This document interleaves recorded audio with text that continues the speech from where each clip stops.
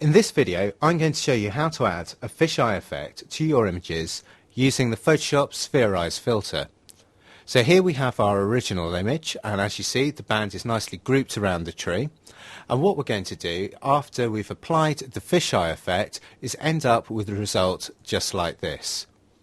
And here we can see that circular fisheye look. We've basically got our central content with the subject in the middle slightly enlarged, and the outer edges are just distorting, giving that sort of barrel distortion. And then we've also got the black border coming out and filling out the square frame. So we'll get straight into it and go back to fisheyeBefore.jpg. And the first thing that we want to do is to crop our image square. So we're going for a nice square image, just like an album cover sleeve. And to crop this down with no restrictions, first thing we're going to do is just select our crop tool, and you'll find that over in the left tool palette, or you can use the keyboard shortcut, which is just C. Now, before we go in and crop, we just want to make sure that we've got no restrictions for our crop tool.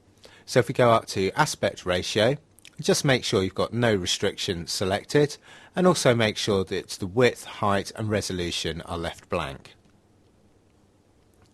Now on your keyboard, just hold down the Shift key, and then left click with your mouse and drag. And what that does is just maintains the aspect ratio so that you basically draw a perfect square. Now with the square drawn, we want to just move that crop selection down and position it ready for our fisheye effect. So we're pretty much in the right location there. And if we want to move it, if I hold down the Shift key, then that just helps to move it vertically without it sort of wobbling off to either side.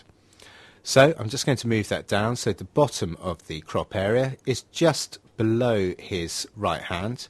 And when I'm happy with where it's going to crop, all I need to do is click the green commit tick, and that'll crop down the image. Now before I apply the Spherize filter to the picture, I'm just going to duplicate the background layer.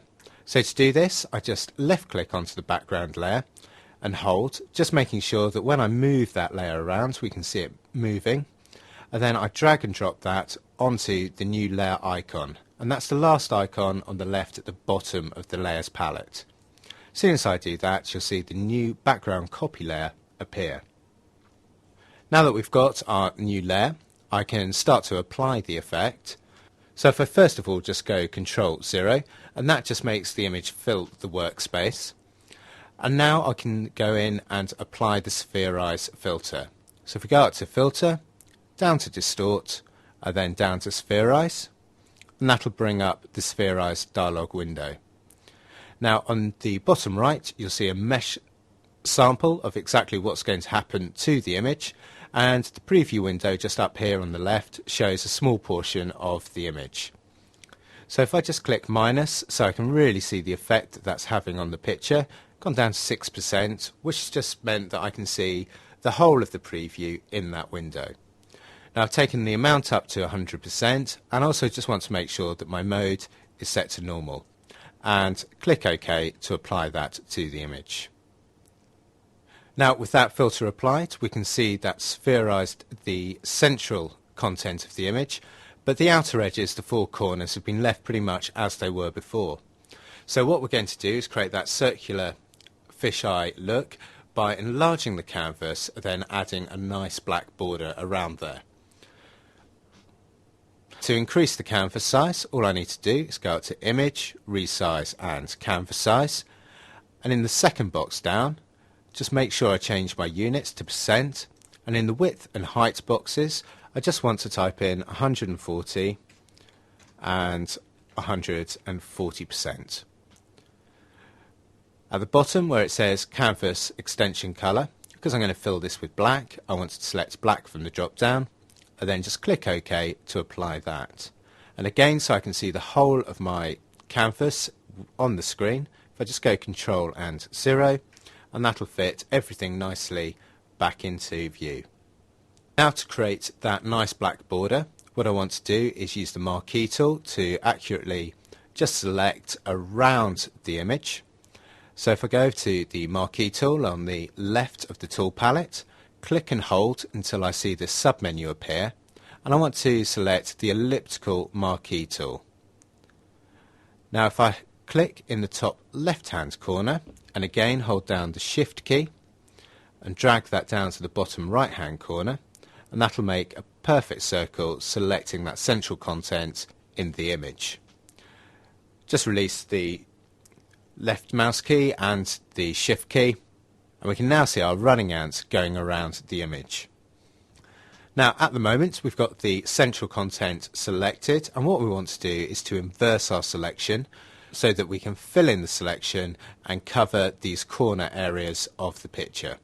So if I just go up to select, down to inverse, and we can now see the running ants around the edge of the image and also around that circular content in the middle. Now, just to make sure that I don't get any overlap between the area of the image that I spherized and the area of the image that has been left as standard, I'm just going to expand our selection by 10. So if I go up to select, down to modify and click expand, and in the box next to expand by, I'm just going to add 10 pixels in there and click OK. And we'll just see that very quickly just expanding out into the image. And finally with the selection, just to feather the edge so we get that nice transition between black into the image, I'm going to go back up to select, down to refine edge, make sure I've got a smooth of 0, and I'm going to take our feather up to 20 pixels. Leave contract and expand as it is, and if I just want to see the area and that feathering slightly more visually, I can just click the red mask and it will show the masked out area that's not in our selection. So let's just click OK to apply that, and we're now ready to fill that layer with black. So to do that, just quickly go up to your edit menu, down to fill selection. We want to use black from the content drop down. Blending mode we want to stay as normal. Just click OK and I'll quickly fill in the selection. Now before we go on and add some text, we just want to deselect our running ants. So just go Ctrl D, and we now see that our image has the fisheye effect. So the final step is just to add some text. So if we first of all, we'll just select our colours and we want some nice white text. So if I go down to the colour swatches at the bottom and just click the black and white colour samples down in the bottom left, just below the colour swatches, and that'll reset the colour palette. And because we want white as our text layer, we're just going to use those double-ended arrows just to flip those colours around. So we can now see that we've got white as our foreground colour and black as our background colour. So to add the text, just go to the text tool in the tool palette, quickly select that, and at the moment we'll just leave the point size at 12 and we'll select impact from our list of fonts. We're choosing impact because it's quite a large font. Rather than just quickly clicking and typing in our text, so that we can get it nice and central, if we just left click in the top corner and drag a nice large text box which goes from one edge all the way over to the other, and just release the mouse, and then we can just very quickly add in our text. So if I make sure that the text is selected, then go back up to the font size, down to 72 points, and we can now see the text nice and large in the top left hand corner. Now we want to move that text over to the centre of the image, and a very quick and easy way to do this is just go to the text alignment tool in the top tool options, click on the black downward arrow and select centre text, and then that text will instantly move across the screen. Now if I want to make any adjustments to that text, all I need to do is click back into the text box, move the cursor to wherever in the text that I want, and then I can just add in a couple of spaces and that text stays perfectly in alignment with the centre.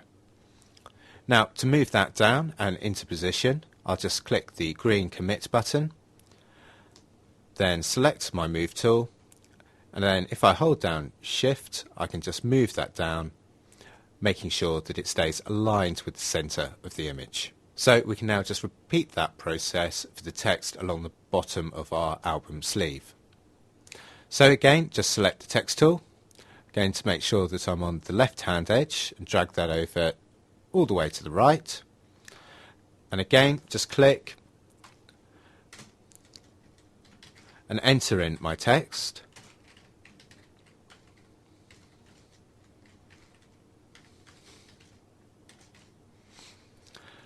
And then if I want to change the font size, just highlight the text, go back in,